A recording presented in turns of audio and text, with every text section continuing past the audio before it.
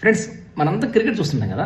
మనకు బాగా ఇష్టమైన క్రికెట్ ఏంటంటే T20 లేదంటే వన్డే ఇంటర్నేషనల్స్. ఈ రెండు మనం బాగా చూస్తాం. టెస్ట్ మ్యాచెస్ చాలా తక్కువ మంది చూస్తాం. కానీ ఫస్ట్ టైం క్రికెట్ హిస్టరీలో టెస్ట్ మ్యాచ్ కూడా ఒక ఎక్సైట్మెంట్, ఒక ఉద్వేగభరితంగా లేదంటే ఉత్కంఠభరితంగా సాగే టెస్ట్ మ్యాచ్ మాత్రం నేను లైఫ్లో ఫస్ట్ టైం చూశాను.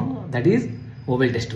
సో మీ అందరికీ తెలుసు, ఇంగ్లాండ్ వర్సెస్ ఇండియా మధ్య 5 టెస్ట్ సిరీస్ జరుగుతుంది. లాస్ట్ టెస్ట్ సిరీస్ ఓవెల్లో జరిగింది. ఈ ఓవెల్లో జరిగిన ఏదైతే టెస్ట్ విన్ ఉందో లిటరల్గా వావ్ అని చెప్పొచ్చు. ఎందుకంటే మీరు అందరూ టెస్ట్ క్రికెట్ ఫాలో అయి ఉంటారు. సో లాస్ట్లో ఏం జరిగిందంటే, ఇండియా గెలవాలంటే వికెట్స్ ఇవ్వాలి, ఇంగ్లాండ్ గెలవాలంటే 35 రన్స్ కొట్టాలి.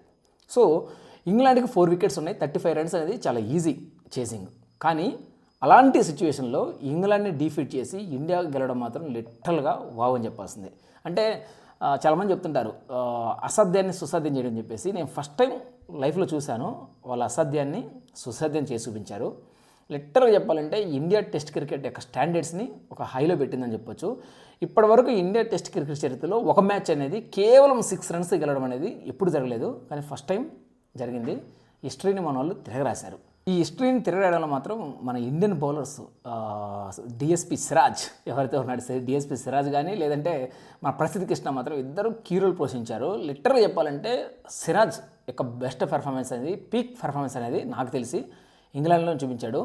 ఒక బౌలర్ అనేవాడు 5 టెస్ట్ సిరీస్ కంటిన్యూస్గా వితౌట్ ఇంజరీ అవ్వకుండా దాదాపుగా నాకు తెలిసి 200 ఓవర్స్ వేస్తుంటాడు ఆయన. ఈ 5 టెస్ట్ సిరీస్లలో అన్ని ఓవర్స్ ఒక ఫాస్ట్ బౌలర్, అది కూడా 140 స్పీడ్తో వేయడం అనేది ఇంపాసిబుల్.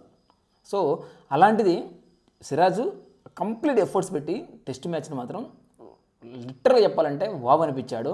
అంటే టెస్ట్ క్రికెట్ అంతరించిపోతుంది, ఇంకా టెస్ట్ క్రికెట్ చూడరు అన్న టెస్ట్ మ్యాచ్లో కూడా ఒక ఎక్సైట్మెంట్ క్రియేట్ చేసి, ఒక నైల్ బైటింగ్ అంటారు కదా, నైల్ బైటింగ్ని క్రియేట్ చేసి టెస్ట్ మ్యాచ్ని నిలబెట్టారంటే ఇది మామూలు కాదు. నేను చాలా రోజుల నుంచి అనుకుంటా ఉన్నాను, బుమ్రా లాంటి బౌలర్ మన ఇండియాకి లేడీ ఏంటి అనుకునేవాడిని. కానీ లిటరల్గా చెప్పాలంటే అసలు Bumrah test matches suit over అనిపించింది ఆఫ్టర్ సిరాజ్ పెర్ఫార్మెన్స్ చూసిన తర్వాత.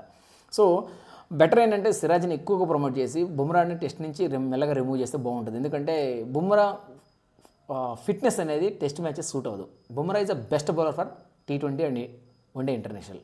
But whereas comes to the test, Siraj performance peaks.